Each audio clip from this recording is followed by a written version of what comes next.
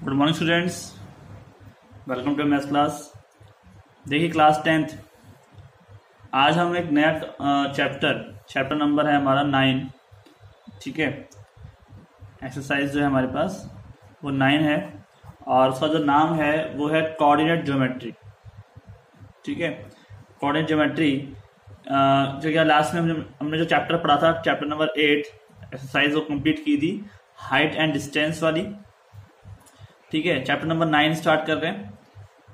Coordinate geometry के बारे में आपने क्लास 9th में काफी कुछ पढ़ रखा था और वहां पे जो आपने पढ़ी थी वो थी हमारे पास यूक्लिडियन ज्योमेट्री। ठीक है, वो क्या थी हमारे पास? यूक्लिडियन ज्योमेट्री थी। और यहाँ पर हम जो पढ़ेंगे वो है एनालिटिक ज्योमेट्री। जो हमने पहले पढ़ी थी वो थी हमारे पास यूक्लिडियन। ठीक है, ज्योमेट्री।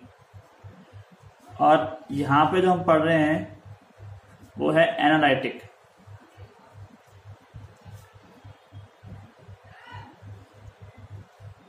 ठीक है, देखिए जो ज्योमेट्री है इनमें क्या डिफरेंस है हमारे पास।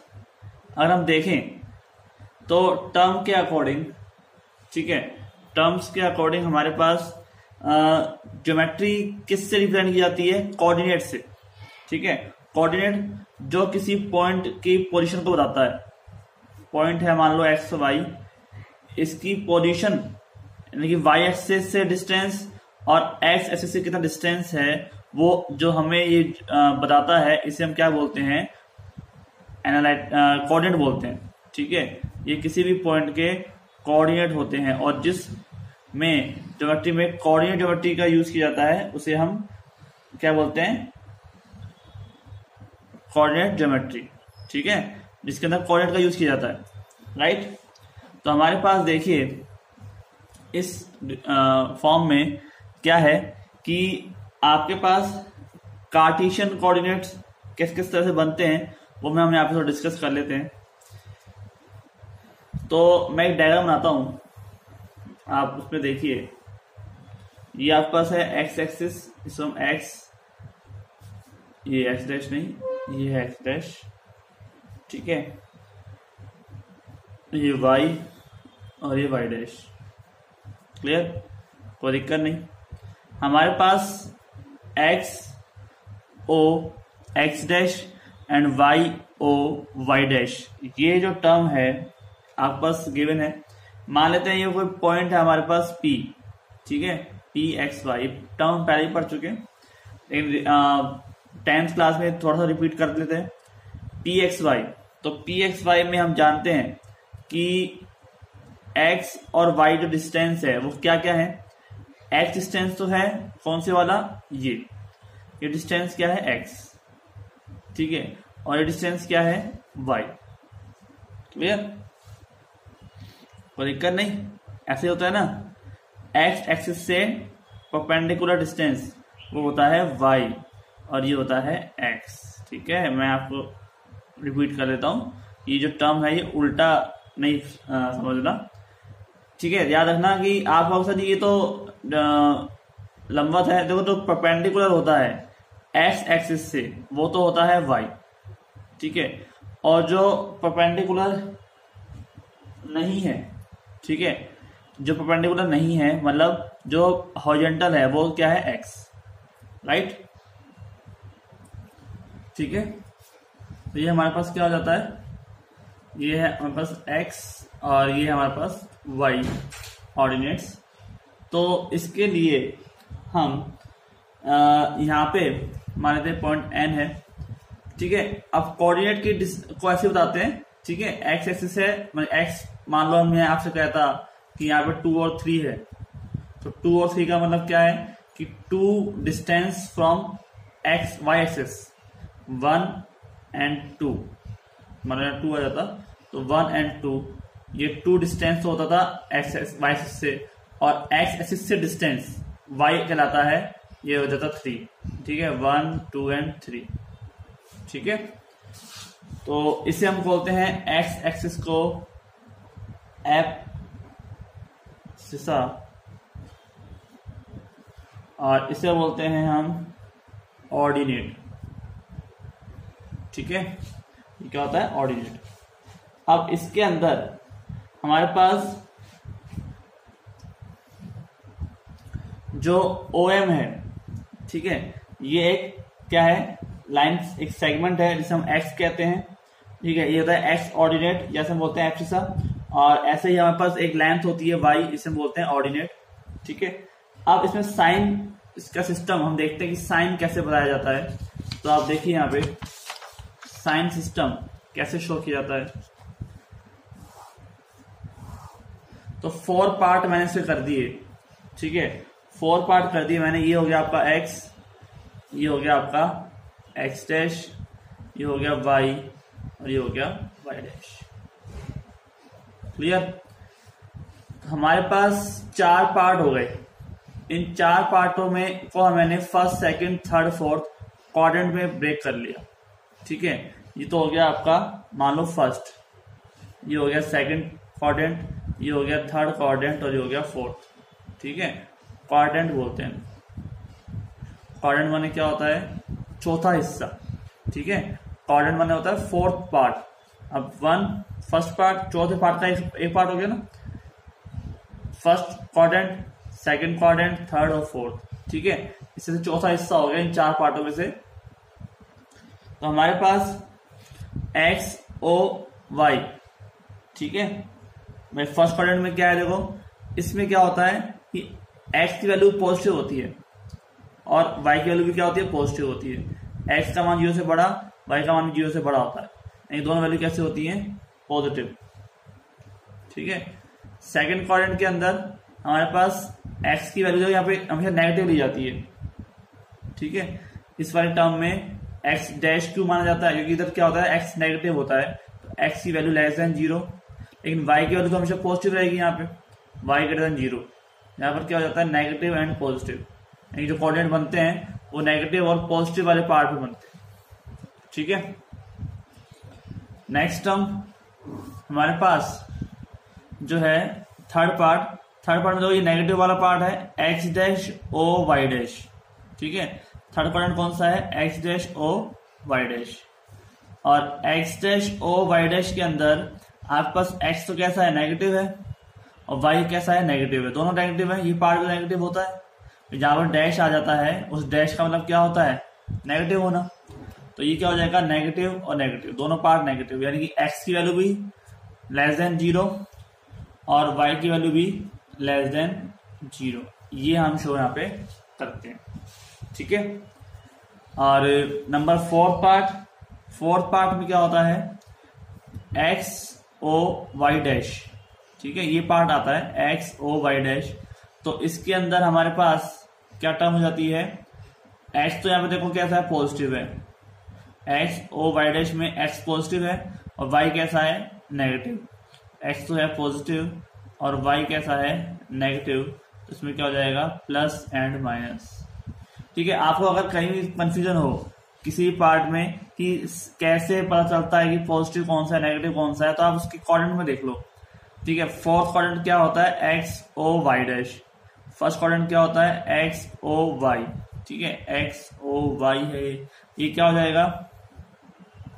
हो जाएगा आपके पास वाई ओ एक्स डैश या एक्स डैश ओ वाई, कुछ भी ले सकते हो आप। ठीक है, ये क्या हो जाएगा आपके पास? X dash O Y. ठीक है, जो जाएगा आपके पास X dash O Y dash, sorry Y नहीं, Y dash, X dash O Y dash. ये क्या हो जाएगा? X O Y dash. तो इस तरह से आपके पास 4 पार्ट बनते हैं। तो उस पार्ट में देख लो कौन सा वैल्यू नेगेटिव है और कौन सी वैल्यू पॉजिटिव है, उस हिसाब से आपके पास प्लस और माइनस के साइन डिसाइड हो जाते हैं। ठीक है, तो मेनली ये जो पार्ट है आपका, ठीक है, कोऑर्डिनेट को शो करता है। तो first quadrant plus plus, second quadrant plus minus plus, third में दोनों माइनस हो जाते हैं और फोर्थ के अंदर प्लस और माइनस हो जाते हैं। ठीक है, कोई दिक्कत नहीं। ये जो टर्म हमारे पास बनती है ये प्रॉपरली क्लियर है। ठीक है, आगे देखते हैं अब हम। तो इसमें देखिए हमारे पास एक चीज बताता हूँ, जैसे पूरा का पूरा क्या है? एक्स एक्सिस है। ठीक है, तो पूरे एक्स एक्सिस में y की वैल्यू क्या होती है, 0 होती है। ठीक है, देखो मैं लिख देता हूँ, रिजल्ट लिख देता हूँ इसके। ठीक है, मेन जो पार्ट है वो ये है कि if coordinate of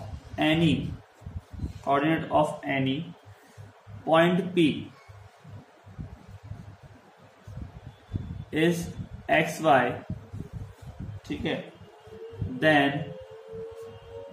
we can write as P of XY। हम क्या लिख सकते हैं कि अगर कोई भी एक्स एक्सिस है तो उसमें y बराबर क्या होगा, 0 होगा at point lie on x axis. ठीक है, और ये पॉइंट है P, अगर x एक्सिस के ऊपर है तो उसमें y की वैल्यू क्या होगी, 0 होगी। और सेम ऐसे ही अगर वो पॉइंट y एक्सिस पर है तो उस पर x का मान क्या होगा, 0 होगा। ठीक है, x बराबर 0, then point lie on y axis. ठीक है, और अगर पॉइंट बिल्कुल बीचों बीच है ये, तो उसका मतलब क्या है, x बराबर भी 0 है और y बराबर भी 0 है। ठीक है, इफ x बराबर 0 एंड y बराबर 0, देन इट्स ओरिजिन बोलते हैं इसको हम। ठीक है, मूल बिंदु, इस 0 को हम क्या कहते हैं, मूल बिंदु कहते हैं। ठीक है, तो ये हमारे पास पार्ट है। और जो एक्सिस का होती है, अगर यहाँ पे एक्सिस का कौन है, ये है, ये एफ का है। ठीक है, और ये क्या है, ऑर्डिनेट है। तो एक्सिस का क्या है, वाई एक्सिस से परपेंडिकुलर डिस्टेंस, ये परपेंडिकुलर डिस्टेंस लगाया हमने वाई एक्सिस का, जितना डिस्टेंस आएगा वो क्या कहलाएगी, एक्सिस का। और ऑर्डिनेट क्या है, वाई एक्सिस का से परपेंडिकुलर डिस्टेंस। ठीक है, ये ध्यान रखना है आपको, परपेंडिकुलर डिस्टेंस ऑफ, अगर आपसे पेपर में ऐसे बोल दिया जाए कि perpendicular distance from x axis से परपेंडिकुलर डिस्टेंस का नाम बताओ। ठीक है, perpendicular distance from x axis, तो एक्स एक्सिस से परपेंडिकुलर डिस्टेंस का मतलब है ऊपर की तरफ, और ये चीज क्या है, ऑर्डिनेट। ठीक है, इसी का ध्यान रखना है। और सेम ऐसे ही perpendicular distance from Y axis हम क्या बोलते हैं, एफ सिसा। ठीक है, कोई दिक्कत नहीं, इसमें लिख देता हूं पहले।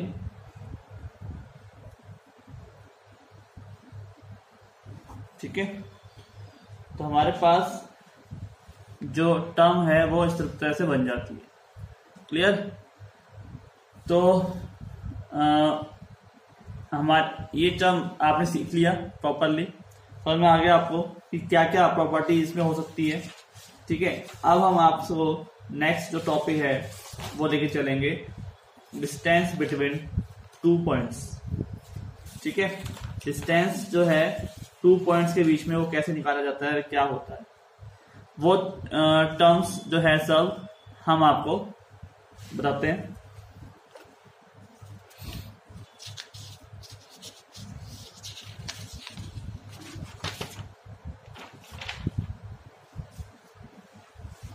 तो देखिए, डिस्टेंस बिटवीन 2 पॉइंट्स, इस 2 पॉइंट्स में जो डिस्टेंस है वो कैसे हम निकाल सकते हैं। तो यहाँ इसके लिए हम एक डायग्राम बनाते हैं, और डायग्राम में देखिए आप ध्यान से देखना।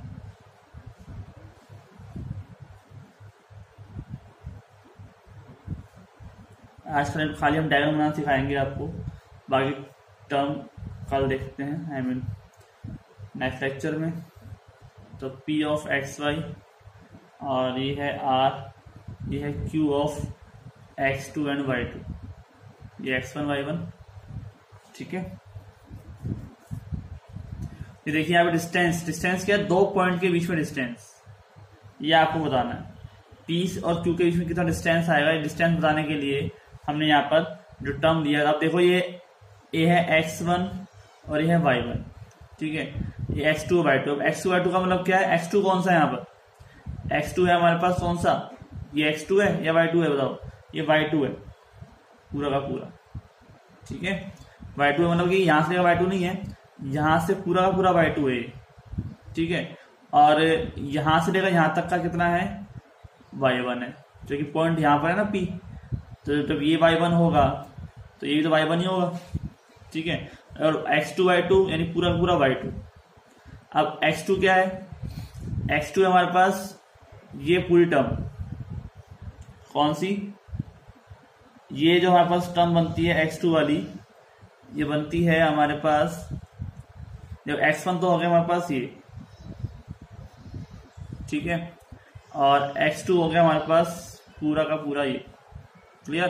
देखो ना पॉइंट Q है, आप इसको कैलकुलेट तो आप O से करोगे ना, अब पॉइंट अगर मैं यहाँ पे लेकर आऊं तो कैलकुलेट तो O से होगा, कितनी दूर है, तो x2 y2, ठीक है, y एक्सिस से परपेंडिकुलर डिस्टेंस, तो x2 तो यहाँ से लेकर और जहां तक जो पॉइंट दे रखा है वहीं तक आएगा, तो Q यहाँ तक है, इसका मतलब x2 यहाँ तक आ जाएगा, और x1 है जो m तक आ जाएगा क्योंकि P बिंदु यहाँ पर आ रहा है, ठीक है, इतना डिस्टेंस बनेगा। तो ये जो डिस्टेंस बचा हुआ है वो क्या हो जाएगा, इसको देख लो आप, हो जाएगा x2 माइनस x1, जो कि पूरा का पूरा x2, इसमें x1 माइनस कर दो तो क्या आ जाएगा, x2 माइनस x1, ठीक है। और सेम अगर x2 माइनस x1 ये है तो ये भी क्या हो जाएगा, x2 माइनस x1 हो जाएगा, कोई दिक्कत नहीं। तो इस तरह से जो डिस्टेंस है वो हम, और यहाँ पे क्या हो जाएगा, ये y2 माइनस y1 हो जाएगा, ठीक है, ये x2 माइनस x1 हो जाएगा और ये y2 माइनस y1 हो जाएगा। तो अब इनको हम जो कैलकुलेट है वो हम करेंगे, उसके लिए फॉर्मूला बनाएंगे, ठीक है, क्लियर। ये डायग्राम बनाना हमने सीख लिया है, बाकी हम करेंगे नेक्स्ट लेक्चर में। आज के लिए इतना ही।